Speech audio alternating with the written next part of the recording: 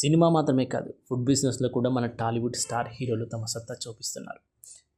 Rana sanctuary bar and kitchen జూబ్లీస్లో ఉంది. తన పాత ఇంటిని రెనోవేషన్ చేసి రెస్టారెంట్గా మార్చారు.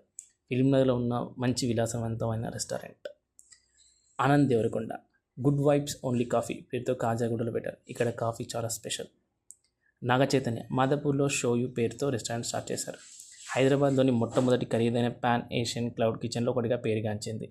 అల్లు అర్జున్ బఫెలో వైల్డ్ వింగ్స్లో ఇన్వెస్ట్ చేశారు. ఇది జూబ్లీహిల్స్లో ఉంది. మహేష్ బాబు నమ్రతా శరత్కర్ ఏఆర్ఎన్ రెస్టారెంట్ పేరుతో బంజారాహిల్స్లో ఉంది. సందీప్ కిషన్ చాలా రోజుల క్రితం విహావ భోజనంబు రెస్టారెంట్ను స్టార్ట్ చేసిన విషయం తెలిసిందే.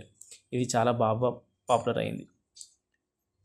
సినిమాలో సైడ్ క్యారెక్టర్ రోల్స్ నటించినటువంటి శశాంక్ మాయాబజార్ అనే రెస్టారెంట్ మొదలుపెట్టాడు.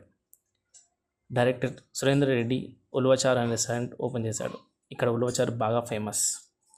ఇందులో మీరు ఏ రెస్టారెంట్లో అయితే వెళ్ళి తిన్నారో కామెంట్ చేయండి.